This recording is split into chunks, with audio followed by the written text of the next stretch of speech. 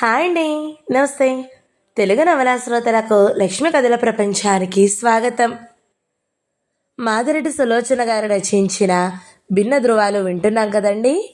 ఈరోజు ఈ వీడియోలో మనం ఎపిసోడ్ 6 వినేద్దామండి. చదివి వినిపించేది పద్మిని. ప్రణతికి భర్త తత్వం ఏమిటో బొత్తిగా అర్థం కావడం లేదు. ఒక్కోసారి అక్క అన్న మాటలు నిజమేనేమో, ఇంపాలా కారు చూసి మోసపోయింది, ఇల్లు కడుతున్నామన్న పేరుతో డబ్బును ప్రాణం కన్నా ఎక్కువగా చూస్తాడు. సరదాగా నలుగురిని పిలుచుకుని గడిపిన రోజులు బహు తక్కువ. ప్రణవ్ ఆలోచన వదిలి వెళ్ళింది. అతను ఆఫీసు నుండి వచ్చి బూట్లు విప్పుకుంటున్నాడు. కాఫీ తీసుకురానా? రోజు అడగాలి. ఎక్కడైనా స్నేహితుల దగ్గర తాగి వస్తే ఇంటి దగ్గర తీసుకోడు. అక్కర్లేదు, తాజ్లో మీ సారథి మావే తాగించాడు. సారథి వచ్చాడా? వారం రోజుల్లో పెళ్ళి ఉంటే పెళ్ళి కొడుకు ఎలా రాడు? అతను కింద పెదో బిగబట్టి నవ్వాడు. అమ్మమ్మ వాళ్ళంతా వచ్చారా? మాకేం తెలీదు. అతను రాత్రికి వస్తాడు, అడుగు. ఇక్కడికి వస్తానన్నాడా? నేనే భోజనానికి రమ్మని పిలిచాను. కాబోయే తోటల్లుడు కదా అన్నాడు. ప్రణతి వంట ప్రయత్నంలో పడింది. సారథి సాగర్లాగా కాదు. అతని రుచులు తెలుసు. తన శక్తి అంతా వినియోగించి వంట చేయాలని నిర్ణయించుకుంది. ఎవరిని భోజనానికి కాదు కదా, కనీసం టీకి కూడా పిలవని సాగర్ అతన్ని పిలిచాడంటే విశేషమే అనుకుంది. ఇదిగో ప్రణవ్, 4 రకాల వంటకాలంటూ హైరానా పడిపోకు, క్లుప్తంగా కానిచ్చాయి. అలాగే అంది. సారథితో సాగర్ మాట్లాడే తీరు చూసి ఆ రాత్రి ఆశ్చర్యపోయింది. మీ మేనకోడలు వంటశ్రీ అండి బాబు.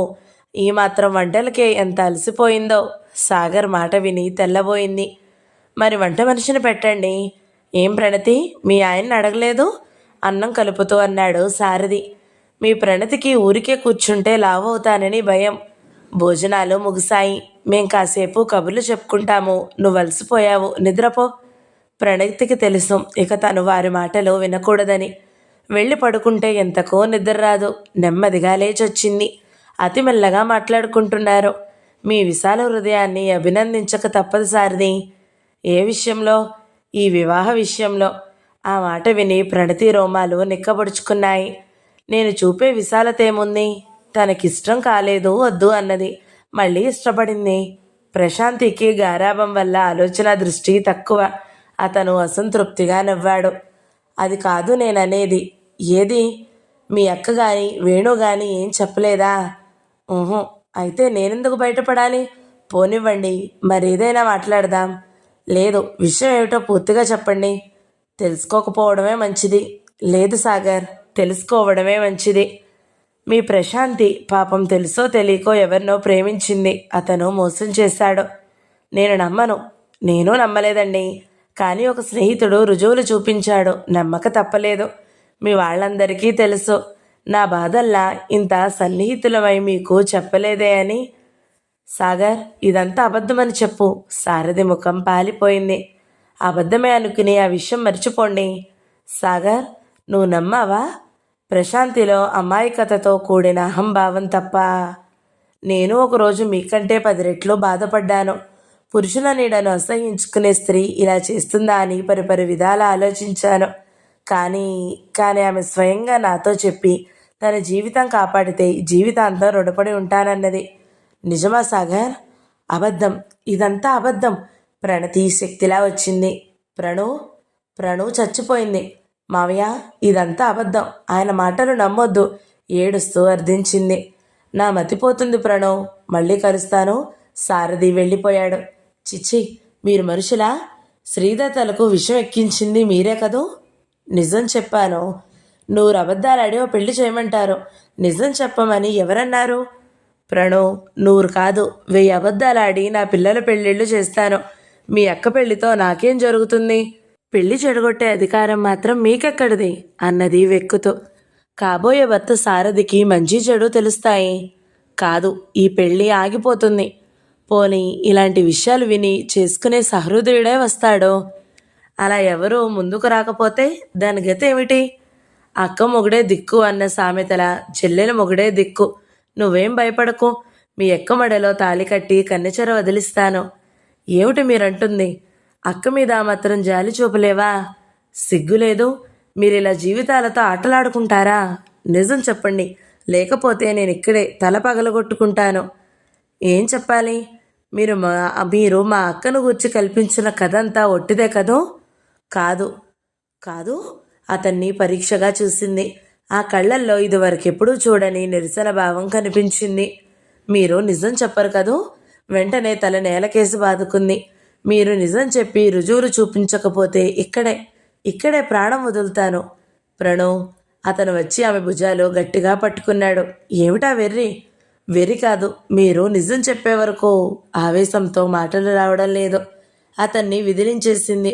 గోడకు తల ఎడాపెడా బాదుకుంది. చెప్పండి, నా ప్రాణం పోకముందు ఒకసారి నిజం చెప్పండి. ఆమెను బలవంతంగా పట్టుకుని గదిలోకి తీసుకుని వెళ్ళి మంచం మీద కూలేశాడు. ఆమె ముఖం ఎర్రబడింది. ఆవేశంతో నరాలు ఉబ్బి పచ్చగా పైకి తేలాయి. అన్నంత పని చేస్తుందని నిశ్చయంగా తెలుసు. విను, నేను చెప్పిన కథంతా అబద్ధం. మీ వాళ్ళంతా మూర్ఖులు, మరొకరు లేరు, నమ్మరు. ఏమన్నారు?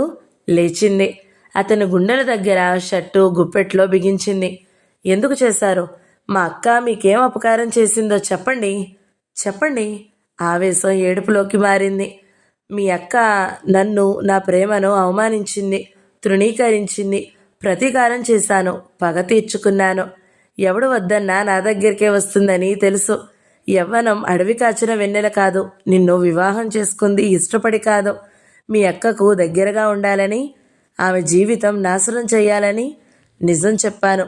చాలా? దానిమీద ప్రతీకారమా? ప్రణతి మతిపోసాగింది. భర్త అక్కను సాధించే నెపంతో తనను పెళ్లి చేసుకున్నాడా? ఎంత దారుణం! అతని షర్టు వదిలింది. ఆవేశం చల్లారింది. ఆవేదన మిగిలింది. వెళ్ళి మంచం మీద పడి వెక్కి వెక్కి ఏడ్చింది. ఈరోజు తన సంతోష వార్త చెప్పాలనుకుంది. తన ప్రేమ ఫలితమని మురిసిపోయిన విషయము కామ ఫలితం అయ్యింది. అన్నిటికన్నా అతను తనను ప్రేమించలేదన్నమాట హృదయంలో గుణపం దించింది. అలాగే జీవోత్సవంలా పడి రోధించసాగింది. విద్యాసాగర్ ఆమె దగ్గరకు పోవడానికి సాహసించలేదు. అతను నెమ్మదిగా ఓ పక్కకు పడుకున్నాడు. బట్టలైనా మార్చుకోలేదు.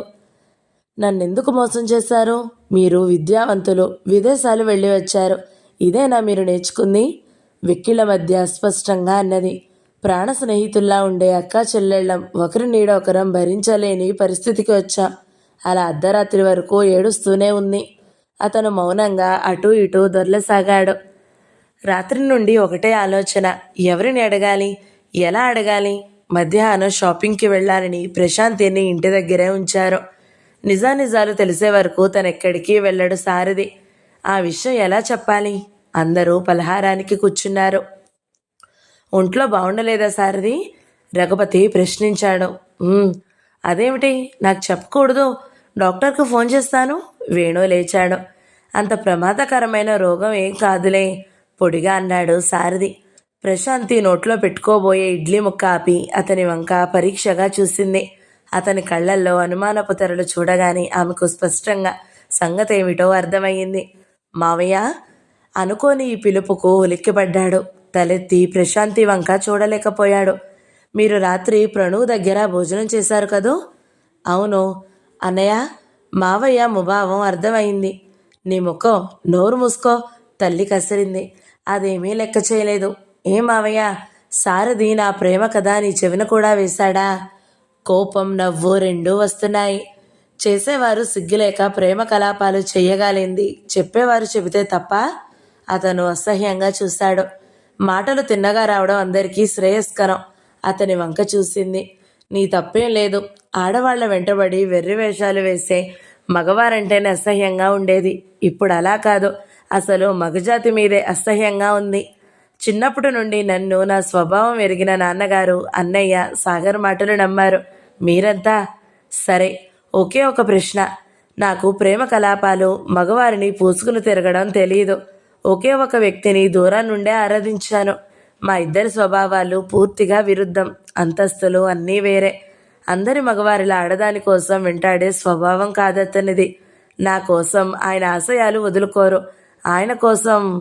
శాంతి, కాంతమ్మ ముందుకు వచ్చింది. అమ్మా, ఇది నా జీవిత సమస్య. నా భర్త చెప్పుడు మాటలకు చెవులు అరువిచ్చేటంతటి బలహీనుడు కాకూడదు. చెప్పుడు మాటలు వినడం కూడా తాగుడు, జూదం కంటే తక్కువేం కాదు. తాగుడు వల్ల తనే చెడిపోతాడు. ఈ చెప్పుడు మాటలు వినేవారు తన చుట్టూ ఉన్నవారి జీవితాలను నాశనం చేస్తారు. శాంతి, ఆపు నీ ప్రేలాపన, వేణు అరిచాడు.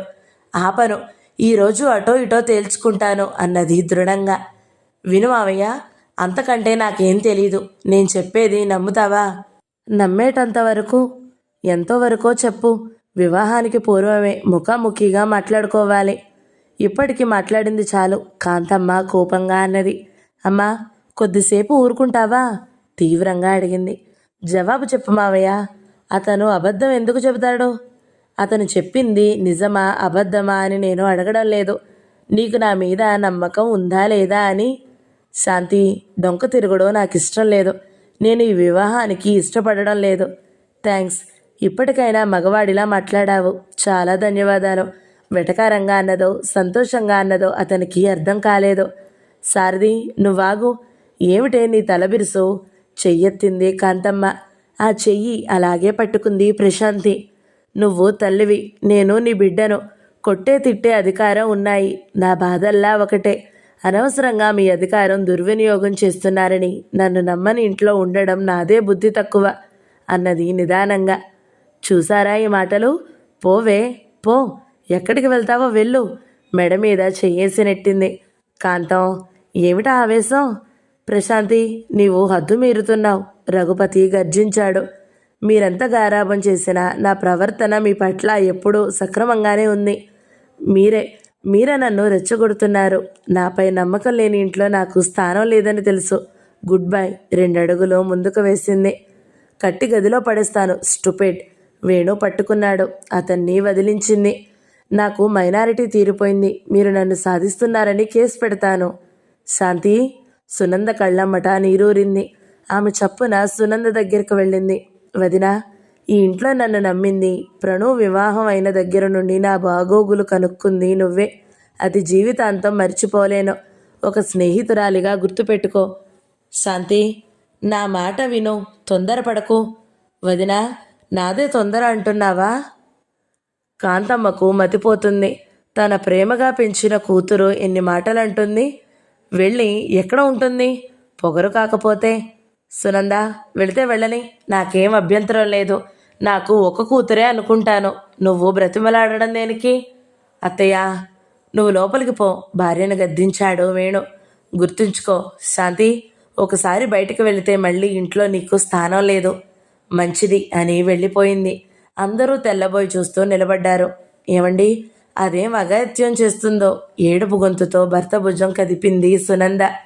పోనీ రోజంతా మాడితే దానికే బుద్ధొస్తుంది. వారలా నిలబడి ఉండగానే తన బ్యాగ్ తీసుకుని సారథి వెళ్ళిపోయాడు. అందరి ముఖాలు అవమానంతో కుచించుకుపోయాయి. 2 సార్లు పెళ్లి ప్రయత్నాలు చేశారు. 2 విఫలమైపోయాయి. రేపు అందరిలో ముఖం ఎత్తుకుని ఎలా తిరుగుతారు? ఆడపిల్లకు తెలివి రాకముందే పెళ్లి చేయాలి కాంతం. రఘుపతి కళ్ళెత్తుకున్నాడు. అదే సమయంలో ప్రణతి వచ్చింది. ఆమెను చూసి అందరూ కంగారు పడ్డారు. రేగిన జుట్టు, 10 లంకణాలు చేసినట్టున్న ముఖం, నలిగిన చీర, బాధగా ఉన్నట్టు తెలిపే కళ్ళు. ప్రణవ్, తల్లి ముందుకు వచ్చింది. అమ్మా, శాంతి ఏది? నీ ఆరోగ్యం బాగుండలేదా తల్లి?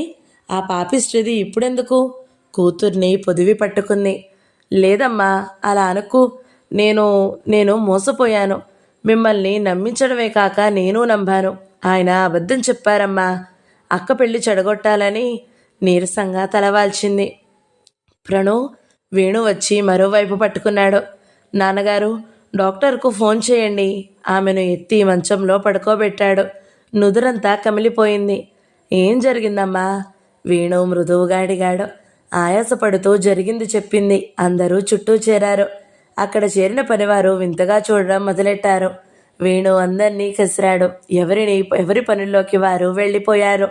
రఘుపతి తల పట్టుకుని కూర్చున్నాడు. కాంతమ్మ నమ్మలేనట్టు చూడసాగింది. అన్నయ్య, నాకు బ్రతకాలని లేదు. రాత్రే చచ్చిపోయేదాన్ని. అక్కయ్య సంగతి మీకు చెప్పాలని దిండిలో అశాంతిగా తల రాస్తూ ఏడవసాగింది. చచ్చా, ఊరుకో. ఇప్పుడేం జరిగిందని వేణు ఓదార్చాడు. ఏం జరగలేదా? ఇంకా నయం, తొందరగా మేల్కొన్నావు. అక్కయ్య జీవితం నాశనం అయ్యేది. నువ్వు డాక్టర్ వచ్చే వరకు నోరు మూసుకో. ఒకసారి అక్కను పిలు. అలాగే, అది యూనివర్సిటీకి వెళ్ళింది. అమ్మా నువ్వు చిన్న దగ్గరుండు, నేను శాంతిని తీసుకొస్తాను. అతను గబగబా బయటికి వెళ్ళిపోయాడు. కాంతమ్మ కన్నీరు ఒత్తుకుంటుండగా డాక్టర్ వచ్చాడు. అక్కడి వాతావరణం చూసి అతను మరో విధంగా అర్థం చేసుకున్నాడు. ఈ రోజుల్లో యువతీ యువకులలో సహనము పోయింది. మీ అల్లుడు విద్యావంతుడు, ఇలా కొట్టాడేమిటి? అతడు దూదితో నుదురు చిట్లిన భాగాలు అద్దుతూ అడిగాడు. అందరూ తెల్లబోయారు. ఉన్న సంగతి మాత్రం ఎలా చెబుతారు? అందుకే విననట్టే ఊరుకున్నారు. అతను పరీక్షలు అతను ముగించాడు. నెల తప్పినట్టు అనుమానంగా ఉంది.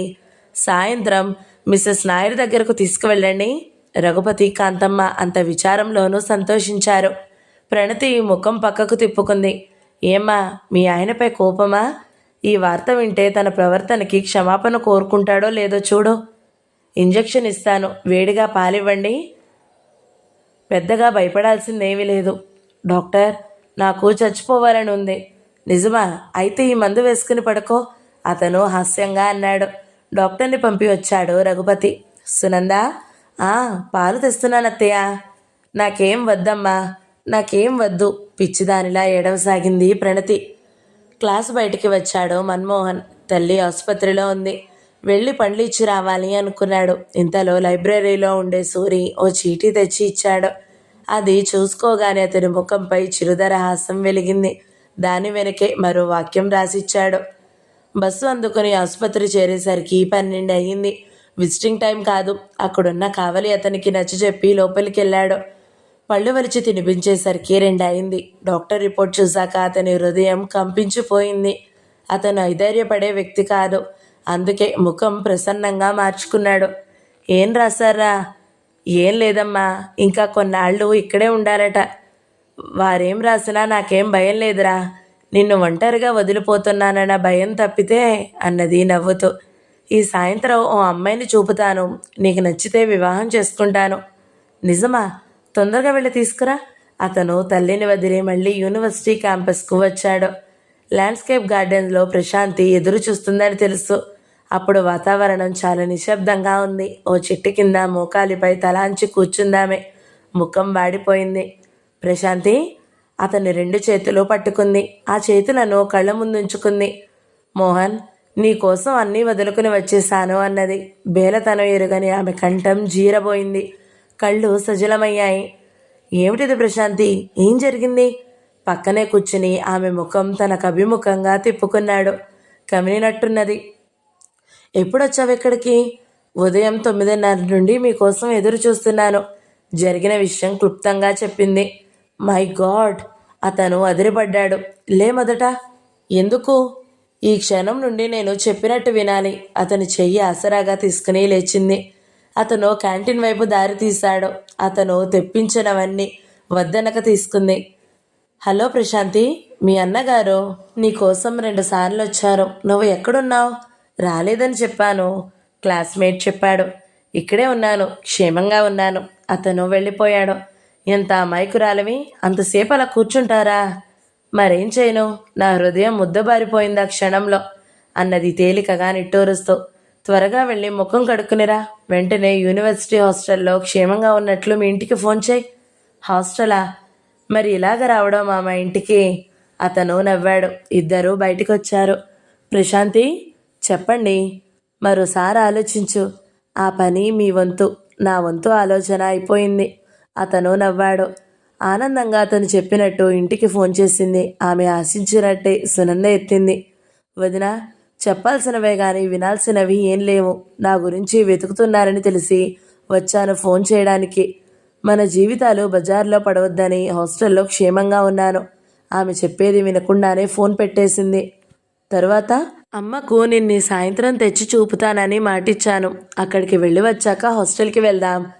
అతనికి తెలిసిన వారి అమ్మాయి ఉమెన్స్ హాస్టల్లో ఉంది. ఆమె గెస్ట్గా 2-3 రోజుల నుంచే ఏర్పాట్లు చేశాడు. ప్రశాంతి అన్నది. నేను నిన్ను గెలుచుకుంటానని కళ్ళలో కూడా అనుకోలేదు. మాట్లాడవే. దారమ్మట, ఏం మాట్లాడాలి అన్నది సంతోషాన్ని బలవంతంగా అదిమిపడుతూ. ఆసుపత్రిలో అడుగు పెడుతుండగా ఒక్కసారి కారు చెడిపోయిన నాటి సంఘటన గుర్తుకు వచ్చింది.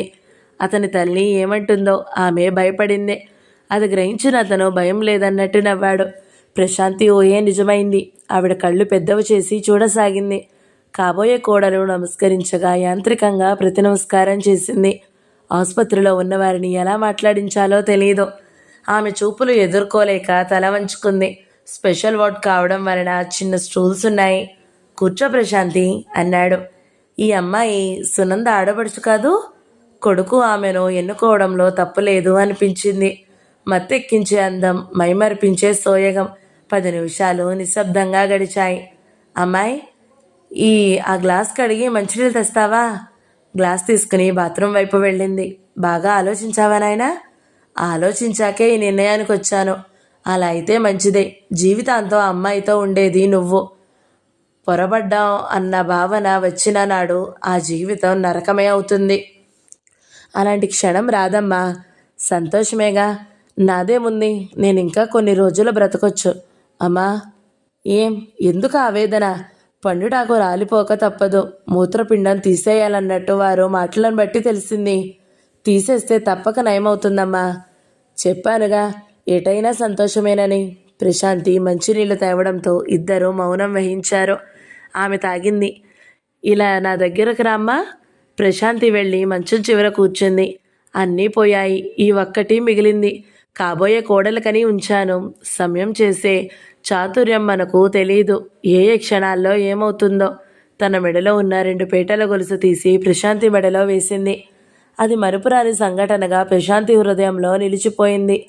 కోరి బీదరికానికి వరిస్తున్నావు. అదే ఉత్సాహంతో కష్టాలు ఎదుర్కోవాలి. ఒక్క మాట రాలేదు. తలాడించింది. ఇక వెళ్ళండి, నేను విశ్రాంతి తీసుకోవాలి. ఆమె వద్దన్నా వినకుండా మన్మోహన్ పళ్ళు వలిచిపెట్టాడు. పెద్దవారు ఏదైనా బహుమతి ఇస్తే పాదాభివందనం చేయాలని చిన్నగా ఇంగ్లీష్లో చెప్పాడు. ఐఎమ్ సారీ అన్నది చిరునవ్వుతో. లేచి మునివేళ్లతో ఆమె పాదాలు పట్టుకుంది. ఎరా, ఆ అమ్మాయిని ఆజ్ఞాపించగలవని తెలుసు, ఇప్పుడే చూపాలా? నవ్వుతూ ప్రశాంతిని దగ్గరగా లాక్కుని నుదురు ముద్దు పెట్టుకుంది. మరికొన్ని మర్యాదలు నేర్పవచ్చా? అతను కొంటెగా చూశాడు. మరో 10 నిమిషాలుండి వచ్చేశారు. వచ్చే ముందు తల్లివైపు చూశాడు. నిశ్చింతగా, తృప్తిగా కళ్ళు మూసుకుందామే. అతను రిక్షా పిలిచాడు. నాకు రిక్షాలో ఎక్కాలంటే ప్రాణం గిలగిల్లాడిపోతుంది. అది నిజమే. మనము వద్దు అంటే వాడి పొట్ట కొట్టిన వారం అవుతాము. అది నిజమే. ఇద్దరు రిక్షా ఎక్కారు. అతని స్పర్శ ఏదో లోకాలకు తీసుకుపోతుంది. మౌనం వహించావేం? మీరు విమానం లేకుండానే మేఘాలపైకి విహారానికి తీసుకుని వెళ్తున్నారు. నిజమా? ఇద్దరూ నవ్వుకున్నారు. అతను ఆలోచనలలో పడిపోయాడు. ఏమిటి ఆలోచిస్తున్నారు? రేపు నిన్ను చూసి అరుణ తెల్లబోతుంది. జడుచుకుంటుందేమో. మా అన్నగారి చెంపలగతేమిటా అని. చెంపలు నాజూకైనా చేతులు మొరట అని తెలుసు. నువ్వంటే చాలా ఇష్టం తనకి. కోతలు. నిజం, నువ్వు ఈరోజు మంచి సత్యం కనిపెట్టావు. నేను కోతలు కూడా కోస్తానని. ఇద్దరు హాస్టల్ చేరారు. నువ్వు ఈ రాత్రికి నిశ్చింతగా ఉండు.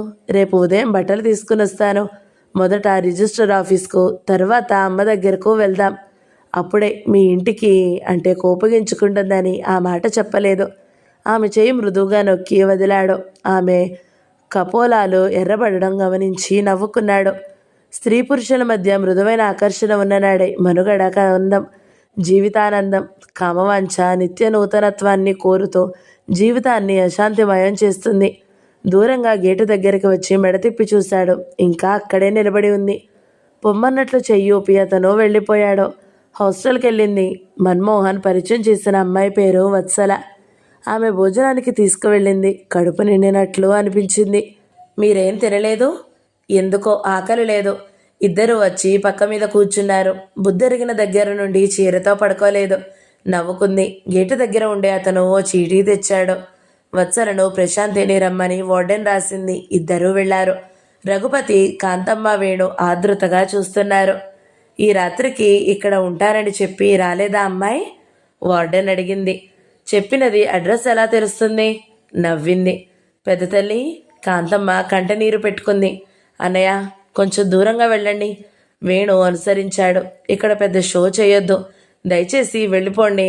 రేపు నేనే మీ ఇంట్లో అడుగుపెట్టే అర్హత సంపాదించుకొని వస్తాను. శాంతి, నీ విషయంలో పొరపాటు. అతని మాటలో మధ్యలోనే త్రుంచింది.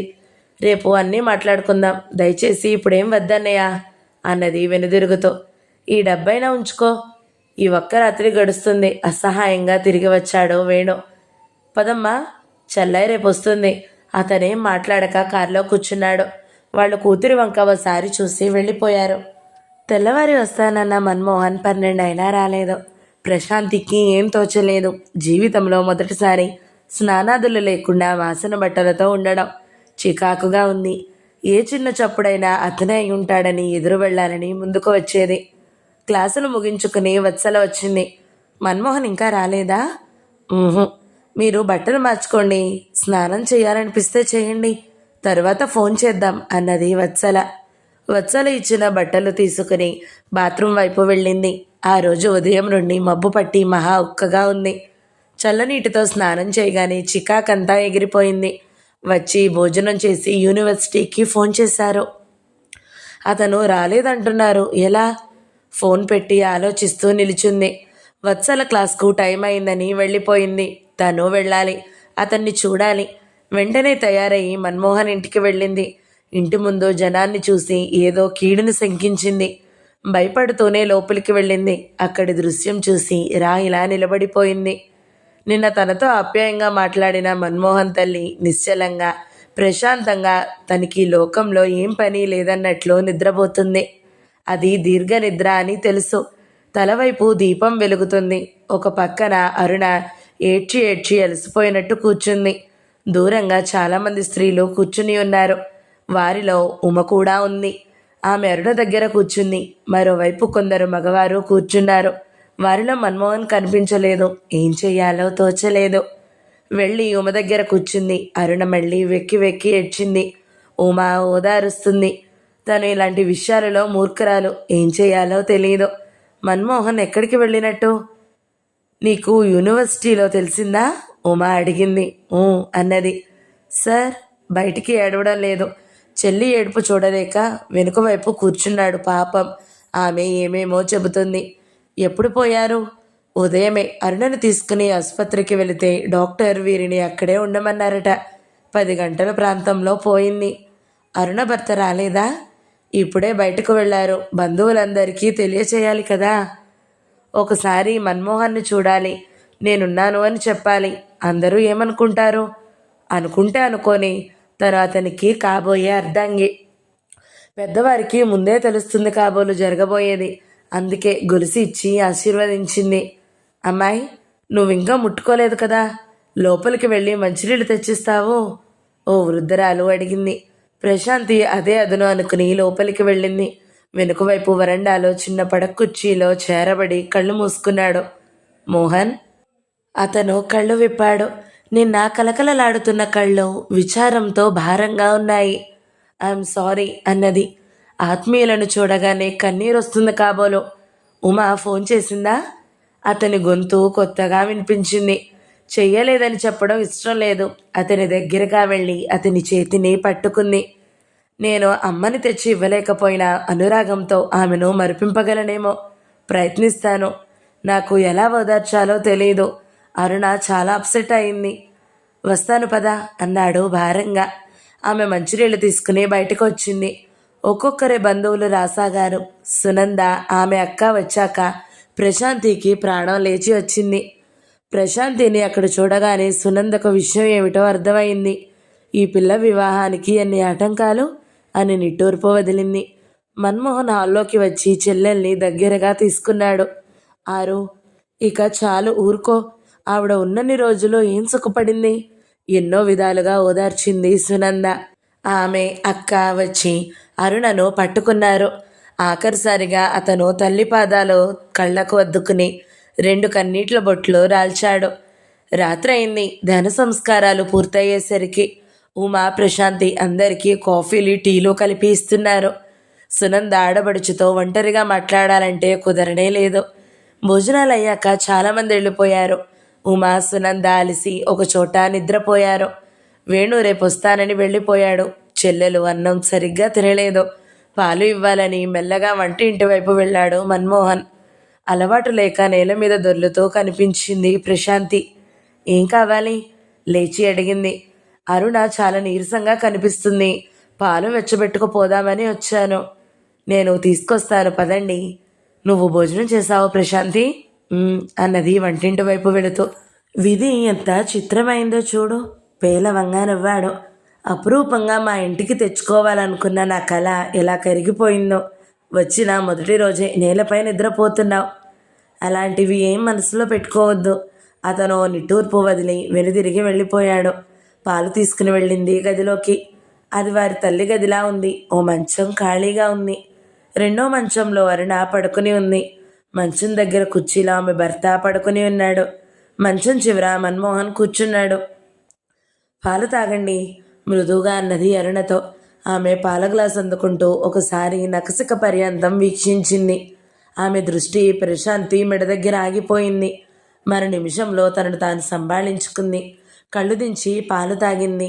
ప్రశాంతి వెనకాల అతను వచ్చాడు. ప్రశాంతి, నువ్వు కింద పడుకోలేవు. ఇదిగో నా గది, అక్కడ పడుకో. అతని గదిలో అడుగు పెడుతుంటే ఆమె హృదయ స్పందన చెప్పనలవి కాదు. గదిలోకి వెళ్ళాక గుర్తొచ్చింది. అక్కడ 2 బ్లాంకెట్లున్నాయి. ఒకటి తీసుకువెళ్ళి ఇస్తే అతను కిందైనా పడుకోగలడని. అప్పటికే వర్షం ప్రారంభమైంది. ఈదురుగాలి వంటిని చీల్చివేస్తుంది. నెమ్మదిగా కిటికీ రెక్కలు వేసి బ్లాంకెట్ తీసుకుని లోపల గదిలోకి వెళ్ళింది. వారి మాటలు ఆమెను అక్కడే ఆపేశాయి. అరుణ, ఉదయం నీ మనసు స్థిమితపడ్డాక మాట్లాడదాం. అన్నయ్య, నేను బాగున్నాను. నాకేమైంది? ఆమె నీడ కూడా నీ మీద పడరాదన్నయ్య. ఎంత నష్టజాతకురాలో చూడు. ఈ ఇంటి కోడలు అనుకున్నామో లేదో అమ్మ పోయింది. అరుణ ఏడుపు. అరుణ భర్త మాటలు వినిపించలేదు. మన్మోహన్ మెల్లగా ఏదో చెబుతున్నాడు. అన్నయ్య, నువ్వు నాకు మిగిలిన ఒకే ఒక బంధానివి. అది కూడా లేకుండా చేయకు. ఇక వినలేకపోయింది. బ్లాంకెట్ చేతిలో నుంచి జారిపోయింది. ఒక్క అంగలో గదిలోకి వచ్చింది. నిజమేనా అరుణ అన్న మాటలు? మన్మోహన్కి ఏమైనా అయితే అది తను సహించగలదా? భగవంతుడా, ఏమిటి పరీక్ష? జీవితంలో మొదటిసారిగా ఏడ్చింది. రాత్రంతా ఆలోచించి ఓ నిర్ణయానికి వచ్చింది. మర్నాడు అందరికంటే ముందుగా మన్మోహనే లేచాడు. అతను ప్రశాంతి గదిలోకి తొంగి చూశాడు. నువ్వు లేచావా? పడుకున్నదెప్పుడో. అలాగే అతన్ని చూస్తూ కూర్చుంది. ఇంకోసారైతే నలగని పడక చూసి ఆమె పడుకోలేదని గ్రహించేవాడే. అతని మనసు కూడా అల్లకల్లోలంగా ఉంది. ఏమిటి మాట్లాడవు? నాకేమిటో ఈ వాతావరణం చూస్తే భయంగా ఉంది. మీకు అభ్యంతరం లేకపోతే హాస్టల్కి వెళ్ళిపోతాను. అలాగే ఈరోజు బంధువులు ఇంకా వస్తారు. లేనిపోని మాటలు అడుగుతారు. ఇప్పుడే రిక్షా తీసుకుని వెళ్తాను. అందరూ లేస్తే బాగుండదు. నీ ఇష్టం. లోపలికి వచ్చి డ్రాయర్ తీసి 50 రూపాయలు ఆమె ముందు పెట్టాడు. ఎందుకు? వద్దు. నా దగ్గర కూడా అభిమానమేనా? తీసుకో. బలవంతంగా ఆమె చేతిలో పెట్టాడు. మరేం మాట్లాడక తీసుకుంది. తనకు కొన్నాళ్ళు డబ్బు కావాలి. కొంగు భుజాలపై కప్పుకొని బయటకు వచ్చింది. ఆమెకు చెప్పలేని ఆవేదన ఉండి వివసురాలిని చేయసాగింది. జాగ్రత్త ప్రశాంతి, ఈ 10 రోజులు నేను తిరగడం పడదు. నీకు రావాలనిపించినప్పుడు రా అన్నాడు. తెల్లవారడానికి అట్టే వ్యవధి లేదు. పక్షులు కిలకిల రావం వినిపిస్తుంది. ఇద్దరే ఉన్నారు. గుమ్మం అవతల ఆమె, లోపల అతను. 2 అడుగులు వేసి అకస్మాత్తుగా ముందుకు వచ్చి అతని గుండెల్లో తలదాచుకుని బావురుమంది. ప్రశాంతి, ఏమైంది? చెప్పు. ఏం లేదు అన్నది తనను తాను సంభాళించుకుంటూ. అతను మృదువుగా ఆమెను దూరం జరుపుతూ అనుమానంగా చూశాడు. వస్తాను. ప్రశాంతి అందరి ఆడవారిలా కాదు.